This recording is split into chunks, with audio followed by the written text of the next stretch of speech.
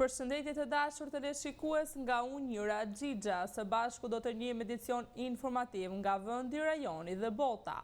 Kryeministri Edi Rama dhe Ministri për Bujqësinë dhe Zhvillimin Rural Andi Salla në kuadër të turit punët të Shqipërisë zhvilluan një takim me fermerët e Dibrës. Rama ka deklaruar se shoqëritë e bashkuara bujqësore janë një version i kooperativave, por një version në Bashkimin Evropian.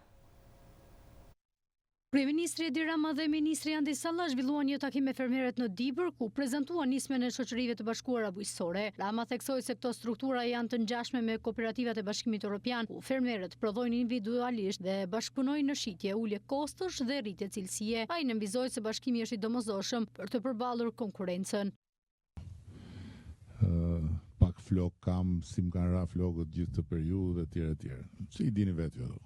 Kështu më mirë ulet, kështu që nuk më kap shënjestra juj 100%, po pjesërisht. Apo jo ulsi. Spari njerë, faleminderit shumë që keni ardhur edhe që interesoheni seriozisht për këtë fazë ku ne tani nuk jemi më të dëshiruar, por jemi të detyruar të hymë, që është faza e bashkimit. E bashkimit që bën fuqin, jo ashtu siç thonë çurykët që vinë vërdall për të hedhur balt mbi çdo gjë, pra jo si kooperativat e dikushme, por si kooperativat e Bashkimit Evropian. Bashkimi Evropian funksionon me kooperativa, por ndryshe nga kooperativat e komunizmit, në kooperativat e Bashkimit Evropian, secili prodhon më vete dhe të gjithë shesin bashkë. Ka që thjesht është kjo punë. Duke shitur bashkë,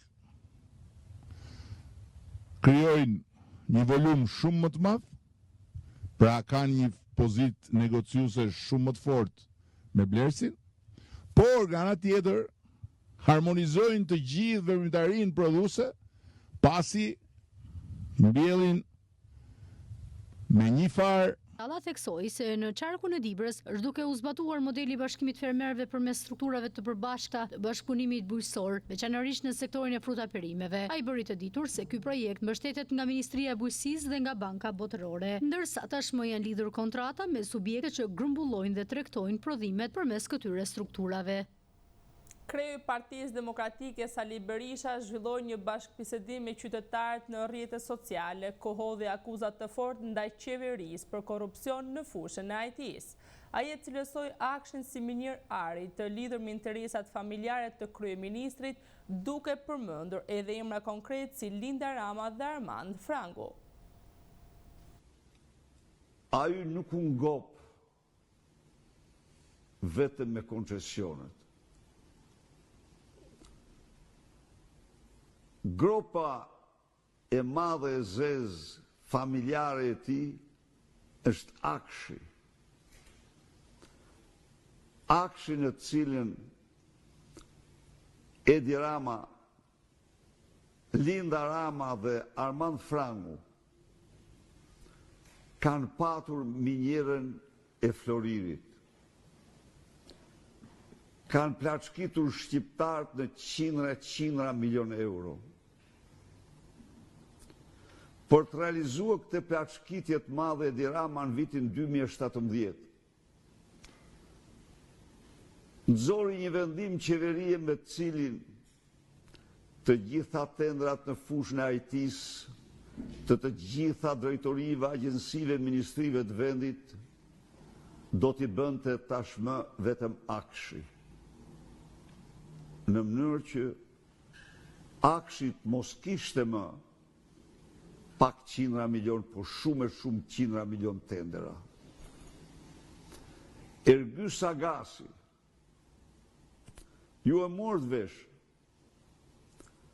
që vera 33.000 euro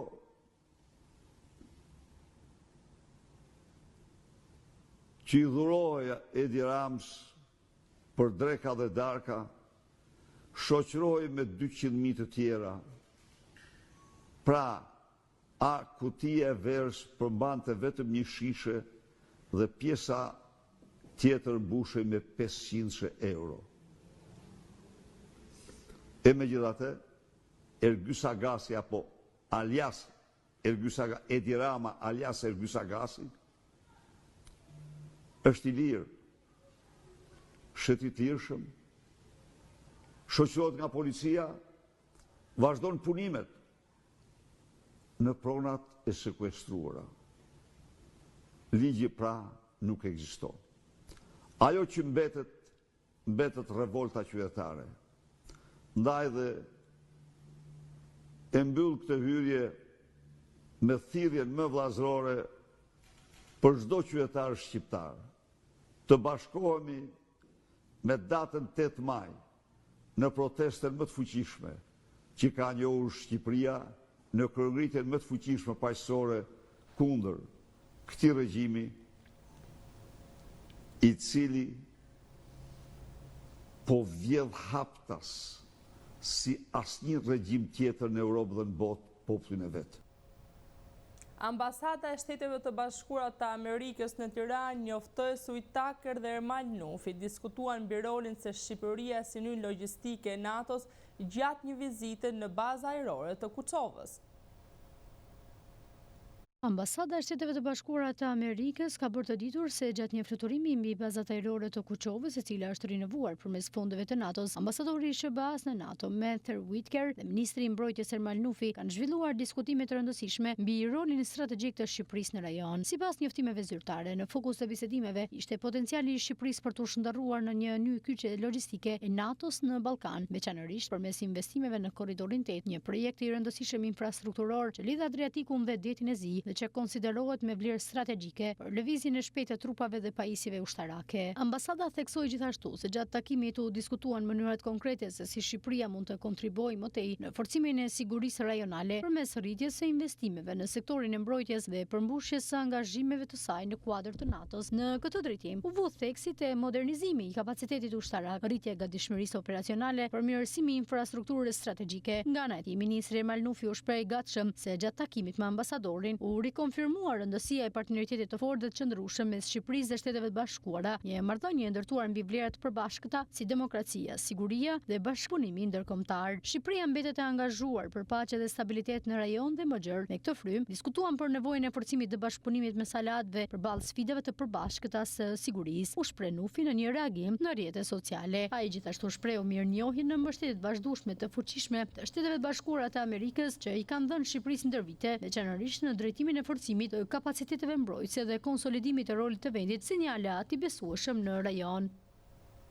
Bashkimi Evropian i dhuroi pajisje IT-je prokurorisë së posaçme të Shqipërisë për të forcuar digitalizimin dhe infrastrukturën e rrjetit në sistemin e drejtësisë.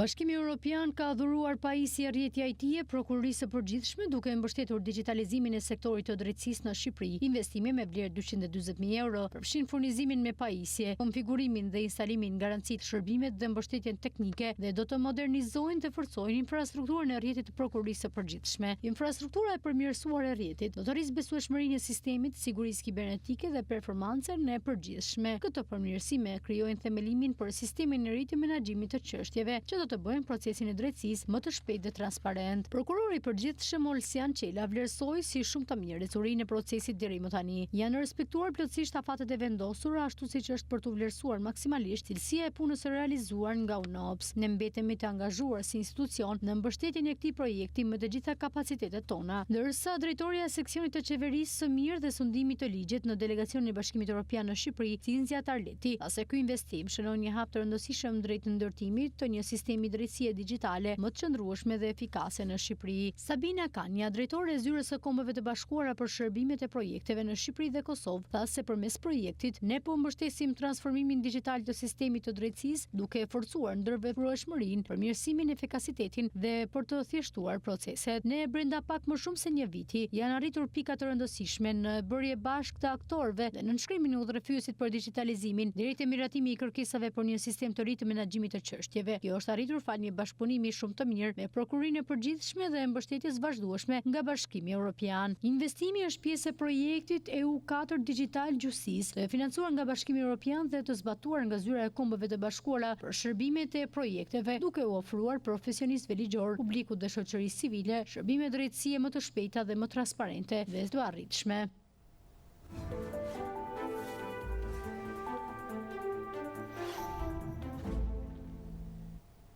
Operacioni policor zbuloi në Tiranë një apartament të kthyer në call center për mashtrime me bursa fiktive. Në prangaran 2 administratorët të ambientit, ndërsa 12 operatorët u proceduan në gjendje të lirë.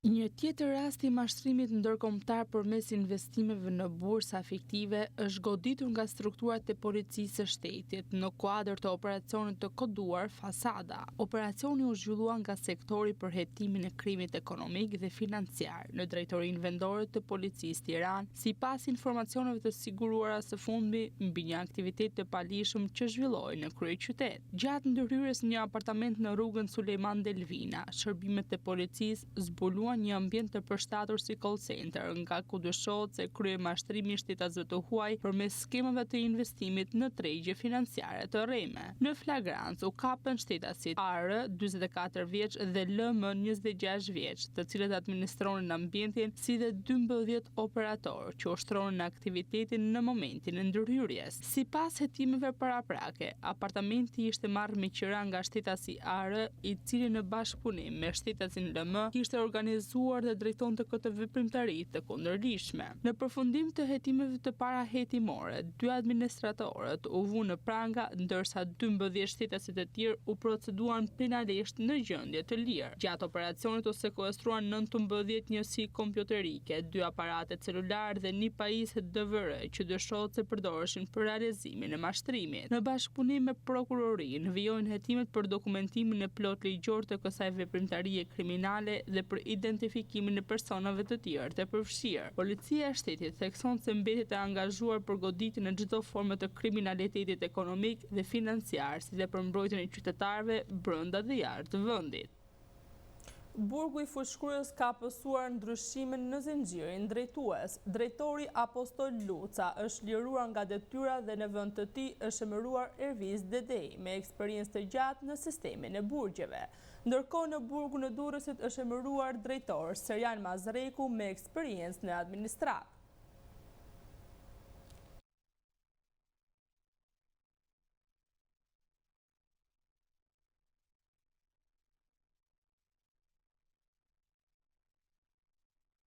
Bizneset kanë ende 37 ditë.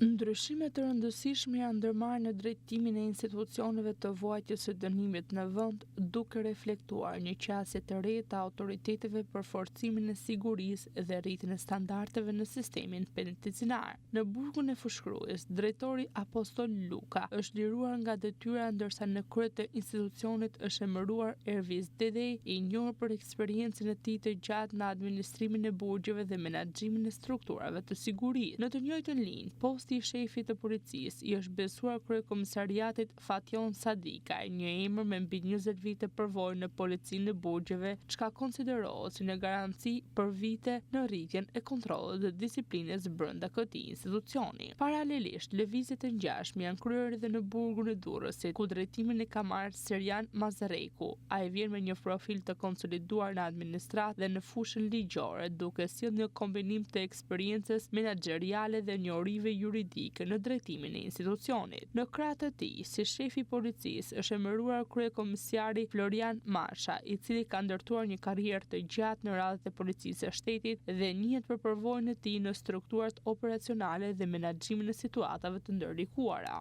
Sipas burimeve zyrtare, këto ndryshime nuk janë thjesht rotacion në rutinë, por pjesë një strategjie më të gjerë për të rritur efikasitetin dhe integritetin e sistemit penitenciar. Synimi kryesor mbet forcimi i përgjegjëshmërisë në nivelet drejtuese, përmirësimi i kushteve të sigurisë dhe garantimi një administrimi më transparent dhe profesional. Vëmendjen e veçantë pritet i kushtohet edhe trajtimit të dënuarve, respektimit të drejtave tyre dhe përmbushjes së standardeve të kërkuara nga praktikat bashkëkohore evropiane. Këto zhvillime vinë në një kohë kur sistemi i burgjeve në Shqipëri është përballur me sfida të vazhdueshme që lidhen me mbipopullimin, sigurinë dhe nevojën për modernizim të infrastrukturës dhe menaxhimit. Në këtë kontekst, emërimi i figurave me eksperiencë shihet si një hap i rëndësishëm drejt konsolidimit të institucioneve dhe arritjes së besimit të publikut tek funksionimi i tyre. Autoritetet pritet të ndjekin nga afër rezultatet e këtyre ndryshimeve me synim për të garantuar një sistem më të fortë, më të sigurt dhe në përputhje me standardet ndërkombëtare.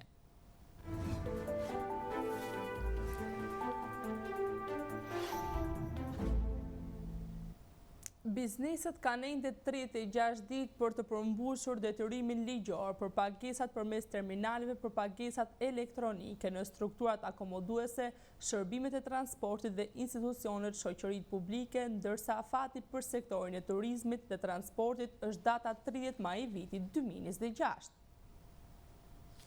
Bizneset kanë ende 37 ditë për të përmbushur detyrimin ligjor për pagesat cashless përmes terminaleve për pagesat elektronike në strukturat akomoduese, shërbimet e transportit dhe institucionet shoqëritë publike, ndërsa afati për sektorin e turizmit dhe transportit është data 30 maj vitit 2026. Për të gjitha bizneset e tjera, ky afat përfundimtar është 31 dhjetor i vitit 2026. Ndryshimet e fundit të ligjit për procedurat tatimore në Republikën e Shqipërisë synojnë uljen e përdorimit të paras në dorë, formalizimin e ekonomisë dhe rritjen e transparencës në transaksionet ekonomike. Sipas ligjit, bizneset duhet të pajisen me terminale POS, ndërkohë që kufiri i lejuar për pagesat me para në dorë ndërmjet bizneseve është ulur nga 150.000 lekë në 100.000 lekë me qëllim rritjen e gjërmueshmërisë së transaksioneve me redukimin e evazionit fiskal. Ndërkohë për transaksionet cash midis individëve dhe subjekteve të vetpunësuara është vendosur një kufi për 500.000 lekësh për të kufizuar qarkullimin e paras jashtë sistemit financiar formal. DPT-ja nënvizon se përmbushja e këtyre detyrimeve brenda afateve të përcaktuara do të sjellë shërbim më të shpejt për qytetarët, më shumë transparencë dhe formalizim të aktivitetit ekonomik, duke kontribuar të modernizimin e sistemit të pagesave dhe luftën kundër evazionit fiskal. Tatim paguesit që nuk përmbushin këto detyrime rrezikojnë penalitete sipas legjislacionit në fuqi. Aktiviteti i sipërmarrjes në Shqipëri shënoi një rritje të ndjeshme gjatë muajit mars të vitit 2026, duke reflektuar një dinamikë pozitive në zhvillimin ekonomik të vendit. Sipas të dhënave të publikuara nga Qendra Kombëtare e Biznesit, gjatë këtij muaji janë regjistruar rreth 1800 subjekte të reja.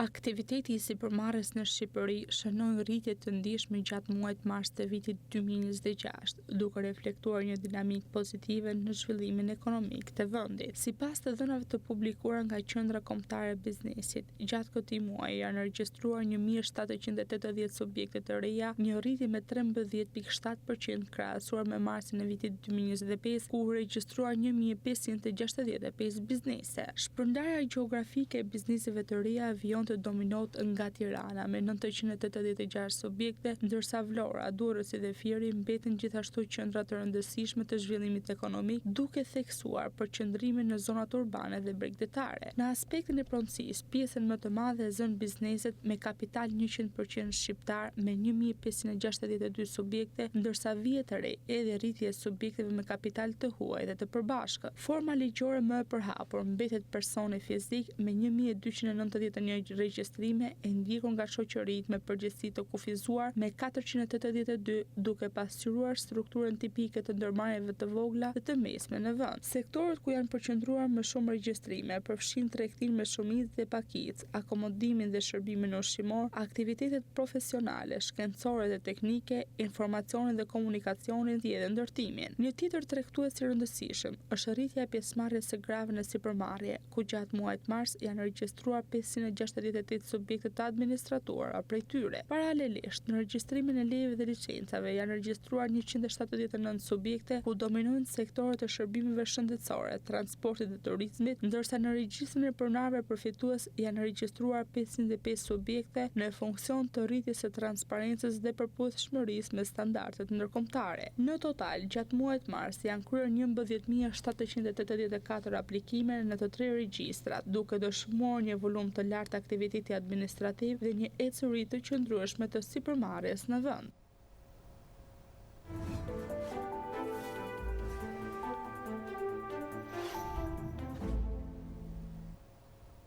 Aksioni kombëtar i pastrimit ka nisur në të gjitha bashkitë bregdetare me synim përgatitjen e vendit për sezonin turistik dhe mbrojtjen e mjedisit.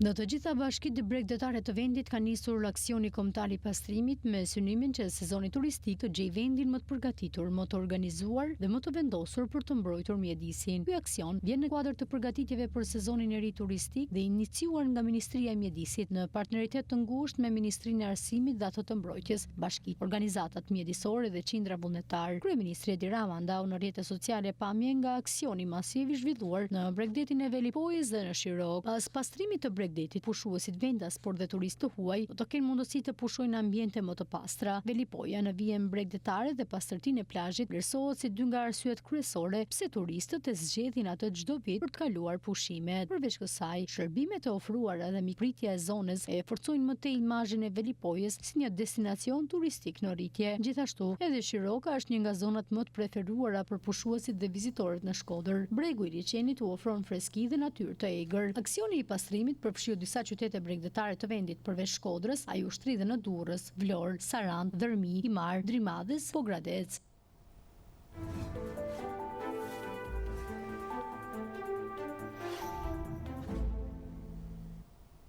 Vetëm 3 ditë kohë kanë deputetët e Kuvendit të Kosovës të zgjidhin presidentin e ri të vendit. Në kushtet aktuale, kur nuk ka marrëveshje janë 2 kandidatë, nga radhë të lëvizjes vetëvendosja, opozita pritet të bojkotojë seancën për zgjedhjen e kreut të ri të shtetit. Vetëm 4 ditë kohë kanë deputetët e Kuvendit të Kosovës të zgjedhin presidentin e ri të vendit në kushtet aktuale, kur nuk ka marrëveshje dhe janë 2 kandidat nga radhët e lëvizjes vetëvendosje, opozita pritet të bojkotojë seancën për zgjedhjen e kreut të shtetit. Ne nuk do të shkojmë në sallë për të bërë quorum dhe për t'ju nënshtruar vullnetit politik të Albin Kurtit, u shpreh Vlora Qitaku. Zgjedhja e presidentit, nëse ka propozime partijake siç ka bërë herën e kaluar, jo, absolutisht jo. Sepse ne shkojmë t'i dhëmë vendit një president ashtu siç e kërkon kushtetuta e Kosovës, jo një zgjatim të partisë së madhe, tha Jehona Lushaku, deputete e LDK-s. Ne nuk do të marrim pjesë në seancë ku do të jenë 2 kandidatë të propozuar prej një partie, tha Besnik Tahiri, deputeti e AK-s. Që nga seanca e 5 marsit, lëvizjave vendosje kanë nxjerrë 2 kandidatë për president, në kryetarin e partisë Gleuf Konjufcën dhe deputeten Fatmira Mulhaxha Kolçakun. Derisa këta kandidatë jenë të vetëvendosjes, u kërkuan opozitës të propozojnë dhe ndonjë kandidat tjetër, por shprehen të gatshëm të marrin pjesë edhe në një seancë për zgjedhjen e presidentit. Si deputet të lëvizjes vetëvendosje, edhe me datën 5 mars, në të cilën prej ditëve kur ka një propozim, jemi të gatshëm dhe të vullnetshëm të votojmë për presidentin e vendit, deklaroi Arbërie Nagafci, deputete e lëvizjes vetëvendosje. Rreth një muaj më parë, me akt gjykim, gjykata kushtetuese u dha kohë deputetëve të zgjedhin presidentin e Kosovës deri më 28 prill. Nëse dështojnë, vendi shkon në zgjedhjet parakohshme parlamentare. Parlamenti grek miratoi kërkesën e autoriteteve të Bashkimit Evropian për heqjen e imunitetit të 13 deputetëve të Demokracisë së Re. Deputetët po hetohen në lidhje me skandalin e menaxhimit të miliarda eurove subvencione të Brukselit për bujqësinë. Parlamenti i Greqisë ka miratuar me shumicë dërmuese kërkesën e autoriteteve të Bashkimit Evropian për heqjen e imunitetit të 13 deputetëve të partisë në pushtet Demokracia e Re, duke hapur rrugë një hetimi të plotë nga Prokuroria Publike Evropiane. Ky vendim konsiderohet një hap i rëndësishëm procedurial që lejon hetuesit evropian të veprojnë pa kufizime ligjore ndaj përfaqësuesve zgjedhur. Deputetët e përfshirë nuk e kundërshtuan heqjen e imunitetit, duke deklaruar publikisht se janë të pafajshëm dhe se mirëprisin hetimin për të sqaruar situatën dhe për të mbrojtur integritetin e tyre. Ata argumentuan se ndërhyrjet e tyre kanë qenë pjesë e funksionit normal të një deputeti, si ndërmjetës mes qytetarëve dhe institucioneve shtetërore, dhe jo veprime me qëllimi përfitimi të paligjshëm. Megjithatë, çështja ka shkaktuar debat të fortë politik në Greqi. Te seancës parlamentare, disa zëra kritik akuzuan Prokurorinë Publike Evropiane për qasje selektive dhe hetim të ndikuar politikisht, ndërsa të tjerë pa ndërhyrjen e saj si një test e rëndësishëm për transparencën dhe luftën kundër korrupsionit në vend. Skandali lidhet me menaxhimin e fondeve të mëdha të Bashkimit Evropian për bujqësinë, ku dyshohet se janë përdorur metoda të paligjshme për përfitimin e subvencioneve. Hetimet paraprake flasin për deklarime të rreme, manipulime në aplikimet për fonde dhe ndërhyrje politike për të favorizuar individ apo subjekte të caktuara. Sipas burimeve zyrtare, dëmi i mundshëm ndaj buxhetit evropian mund të arrijë në disa miliona euro. Prokuroria Publike Evropiane ka dërguar tashmë disa dosje në Parlamentin grek dhe pritet që hetimet të thellohen në javët dhe muajt në vijim, duke përfshirë edhe zyrtarë të tjerë të niveleve të ndryshme.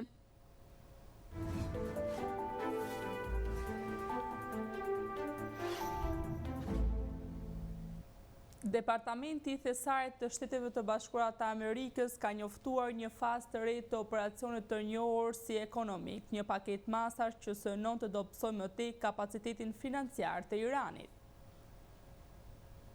Shtetet e Bashkuara të Amerikës ngrin $100 milion në kriptovaluta. Departamenti i Thesarit të Shtetit të Bashkuara të Amerikës ka njoftuar një fazë të re të operacionit, një paketë masash që synon të dobësojë më tej kapacitetin financiar të Iranit. Lajmi u bë publik nga sekretari i Thesarit, i cili deklaroi se strategjia amerikane do të përqendrohet në degradimin sistematik të aftësisë të Iranit për të gjeneruar dhe lëvizur fonde jashtë vendit. Sipas njoftimit zyrtar, masa kryesore kësaj faze është vendosja e sanksioneve ndaj një rrjeti portofolesh kriptomonedhash të lidhura me aktorë iranian. Autoritetet amerikane pretendojnë se përmes këtyre kanaleve janë qarkulluar $100 miliona për të shmangur kufizimet ndërkombëtare. Me ndërhyrjen e re, qeveria e Shteteve të Bashkuara synon të ngrijë rreth $344 milion në asete digjitale. Në deklaratën e tij, Bessent theksoi se Shtetet e Bashkuara të Amerikës do të ndjek parat kudo që janë përpiqen të zhvendosen, duke nënvizuar një qasje më agresive ndaj përdorimit të kriptomonedhave si mjet për shmangjen e sanksioneve. Kjo tregon një zhvendosje të fokusit nga kanalet tradicionale bankare drejt ekonomisë digjitale, e cila po bëhet gjithnjë më rëndësishme në konfliktet financiare ndërkombëtare. Këto masa vijnë në një kohë tensionesh të vazhdueshëm midis Shteteve të Bashkuara të Amerikës dhe Iranit, veçanërisht mbi çështjen e sigurisë rajonale dhe programit bërthamor. Sanksionet e reja pritet të shtojnë presion mbi ekonominë iraniane, e cila tashmë përballet me inflacion të lartë dhe kufizime të forta në tregtinë ndërkombëtare.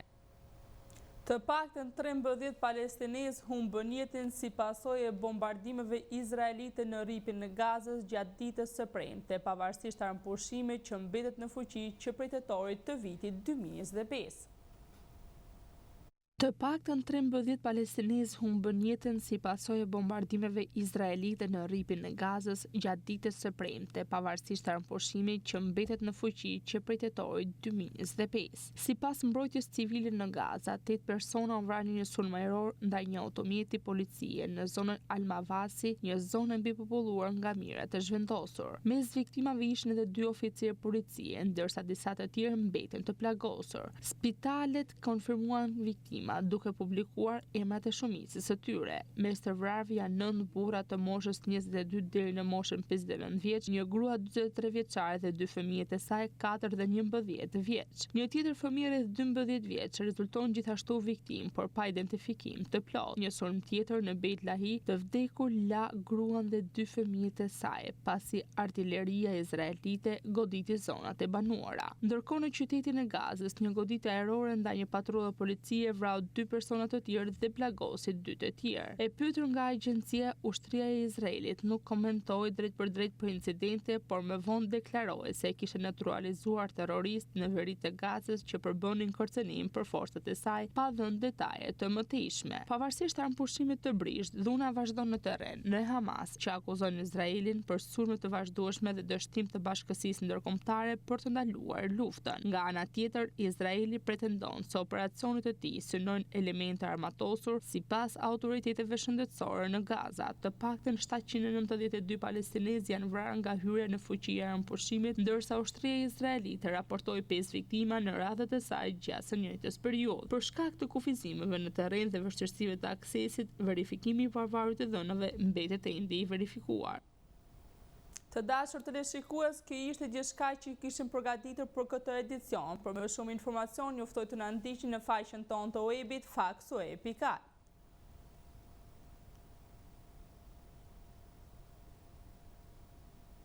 Ju falenderoj për vëmendjen tuaj, bashkë mirupafshim.